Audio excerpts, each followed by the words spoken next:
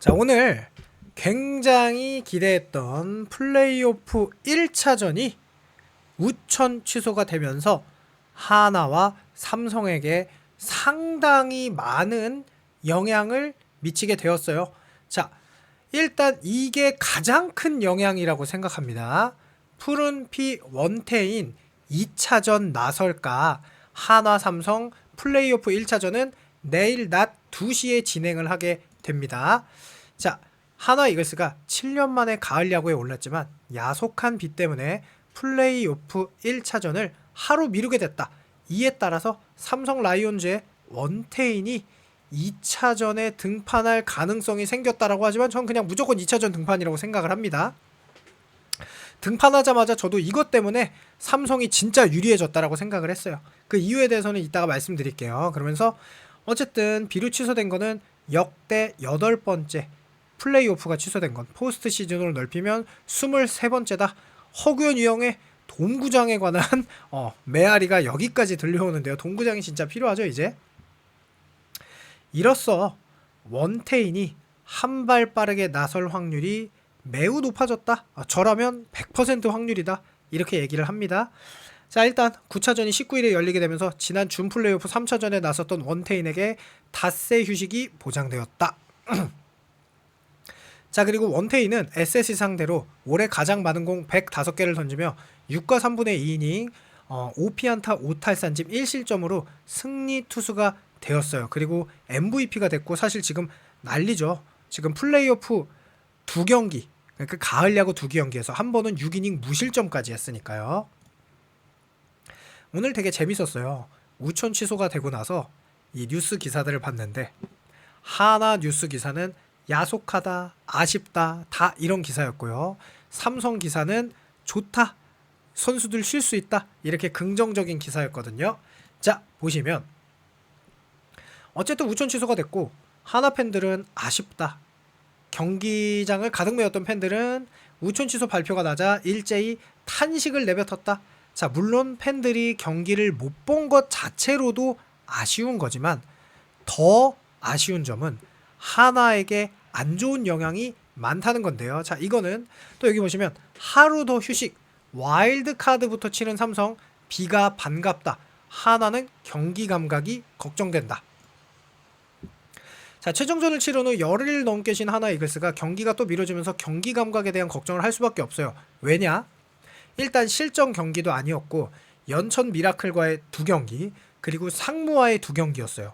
그마저도 어쨌든 삼성에 비해서는 이게 뭐 정규 시즌 경기만큼 몸이 완전히 달궈지지는 않았을 거예요. 하지만 어쨌든 연습 경기를 했잖아요. 그랬는데 하루 더 쉰다? 그럼 실전 감각이 무뎌질 수밖에 없죠. 하지만 삼성의 경우는 달라요. 3일을 쉬었다 한들 이게 3일을 쉰 게 실전 감각의 문제라기보다는 오히려 선수들의 휴식, 그리고 가장 중요한 건 김영웅 선수가 하루 더 쉴 수 있다는 게 어마어마하게 큰 영향이 있다는 거죠. 그러면서 뭐 실제로 선발 투수들이 긴 이닝을 소화해줘서 불펜 소모는 크지 않았으나 SSG 사례에서 알 수 있듯이 불펜도 많이 나오면 힘들어요. 노경은과 이로운이 그럴 거라고 누가 예상했어요.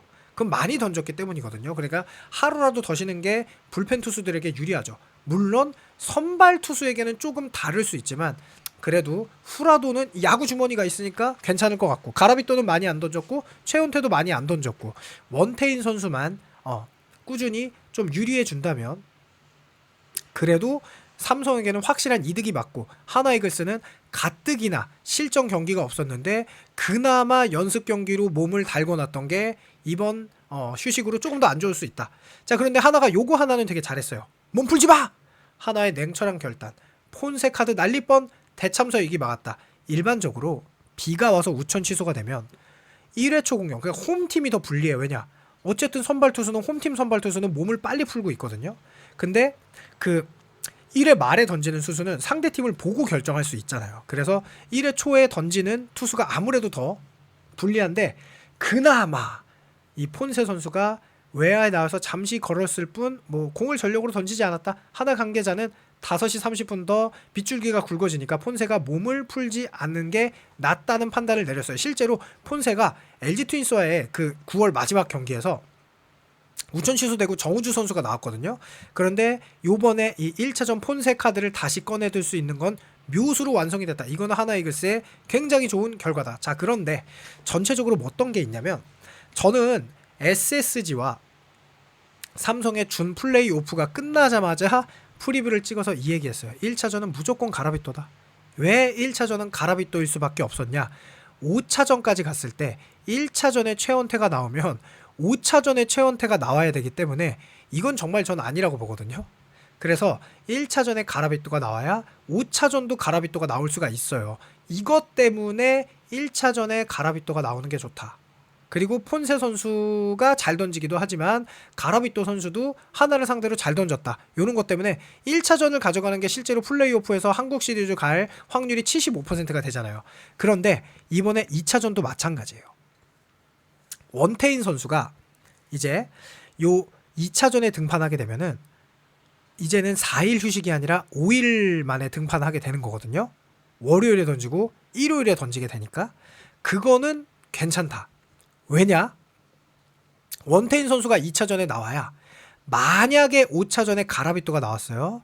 그러면 이때 원태인 선수가 위급한 상황이나 중요한 상황이 되면은 여기에 불펜으로 던질 수가 있어요. 5차전에. 그것 때문에 저는 최원태 선수보다는 원태인 선수가 반드시 2차전에 나와야 된다. 왜냐면 요거는 무리한 등판이 아니거든요. 무리한 등판이 아니기 때문에 가능하다는 겁니다. 그래서 가라비또 폰세 그 다음에 원태인 와 있으면 이거는 선발이 누가 유리하다라고 볼 수가 없어요. 물론 하나가 조금 유리하죠. 그런데 어쨌든 하나는 그 타격이 약간 뭐라 그럴까? 아직은 몸이 덜 풀렸을 수 있으니까. 그리고 뭐 폰세가 와이스가 삼성의 타자를 만나는 것과 가라비또와 원태인이 한화의 타자를 만나는 거는 상대팀의 타격까지 고려했을 때는 약간 비슷하다고 볼 수가 있겠죠. 자, 그리고 이거 하나 더 LG 트윈스에게 좋은 소식입니다. 자, 만약에 4차전까지 경기가 끝나요. 우치가 되지 않고 정상적으로 4차전에서 경기가 끝났다면 화요일에 경기가 끝나거든요. 그러면 수, 목, 금 3일 쉬고 LG 트윈스와 1차전을 하게 돼요. 그런데 만약에 지금 우천 취소가 됐잖아요. 그리고 4차전에서 경기가 끝나면 삼성이 올라오던 하나가 올라오던 이틀만 쉬고 우리 LG 트윈스와 경기를 하게 돼요. 그러니까 이거는 사실 LG 트윈스에게도 좋은 비다. 만약에 5차전까지 갔다 그럼 하루 밀리더라도 5차전까지 갔으니까 어차피 LG 트윈스에겐 좋고 이 5차전까지 가게 되면은 사실 아까 제가 말씀드렸지만 원태인도 또 나올 수도 있고 여기에 뭐 폰세 나온 다음에 누가 나올지도 몰라요. 완전 5차전은 대혈투거든요. 마지막 뒤가 없는 경기니까 그렇다. 자, 그 다음에 아주 잠깐만 더 이야기를 딥하게 하자면 이런 이야기가 있습니다. 자, 폰세 선수가 당연히 올 시즌 최고의 선수고 제가 아까도 올렸지만 메이저리그를 KBO 리그 투수 중에 누가 한 명 가냐? 그럼 폰세가 가는 게 맞아요. 직구 구위나 변화구의 완성도나 이 선수의 여러 가지 면을 봤을 때 폰세가 가는 게 무조건 맞아. 하지만 폰세 선수에게도 단 하나의 뭐랄까 약간의 이제 이거는 삼성 입장에서 그냥 기분 좋으라고 하는 소리입니다. 29경기를 했잖아요. 그 중에 KT, SSG, 키움과 16경기를 했어요. 키움이 타격 꼴찌, SSG가 타격 9위, KT가 타격 8위거든요. 이 세 팀과 16경기를 했고 그 중에 11승을 했습니다. 그리고 나머지 팀과 13경기를 했고요.